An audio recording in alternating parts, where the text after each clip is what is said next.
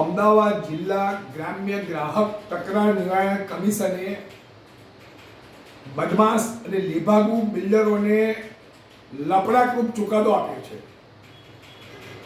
સમાજના નબળા વર્ગના ફરિયાદી ગ્રાહક ચિમનભાઈ મોહનભાઈ વાળાએ અમદાવાદના નરોડા વિસ્તારમાં સ્વામિનારાયણ પાર્ક પાસે હરિદર્શન ક્રોસ રોડ સ્થિત દિવ્ય જીવન ઇન્ફ્રાસ્ટ્રક્ચર પ્રાઇવેટ લિમિટેડના સ્કીમમાં ભરોસો મૂકી ફ્લેટ બુક કરાવ્યો. ફરિયાદી ગ્રાહકે ટોટલ ઈએમઆઈ દ્વારા 3,45,600 ચૂકવેલા, પરંતુ બિલ્ડર દ્વારા બાંધકામનો કોઈ પ્રોગ્રેસ થતો ન હતો. ગ્રાહકને લોન માટે માસ્ટર ફાઇલ આપવામાં આવી નહીં, યોગ્ય દસ્તાવેજો આપવામાં આવ્યા નહીં અને કામકાજમાં અસહ્ય વિલંબ થતો હતો. ફ્લેટનું પોઝેશન નિશ્ચિત સમય મર્યાદા બાદ પણ આપવામાં આવ્યું નહીં. આથી ગ્રાહકને અસંતોષ થયો, ફ્લેટનું બુકિંગ કેન્સલ કરાવ્યું.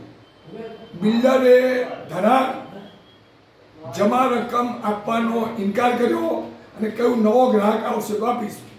ત્યારબાદ પણ વર્ષો સુધી બિલ્ડરે રકમ આપી નહીં.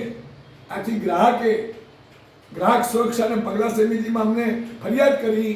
અમે નામદાર અમદાવાદ કન્ઝ્યુમર કમિશનમાં ફરિયાદ દાખલ કરી. ફરિયાદના કામે કેસ ચાલી ગયો. બિલ્ડરનો કોઈ જવાબ અને બચાવ હતો નહીં.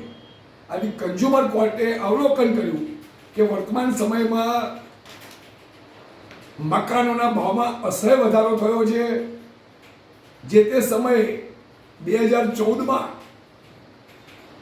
જે જમા રકમ હતી તો એના પર વાર્ષિક 12% વ્યાજ સાથે ચૂકવવાનો હુકમ કર્યો.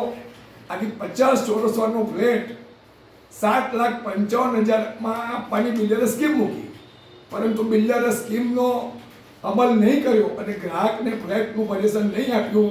આથી ગ્રાહક કોર્ટે જે હુકમ કર્યો એ પ્રમાણે ગ્રાહકને 7.5 લાખથી વધુ રકમ ચૂકવવાની જવાબદારી બિલ્ડરની થાય છે. ગ્રાહકલક્ષી ક્રાંતિકારી આવકારદાયક ચુકાદો છે. મુકેશ પરીખ, પ્રમુખ ગ્રાહક સુરક્ષા અને પગલાં સમિતિ, અખિલ ભારતીય.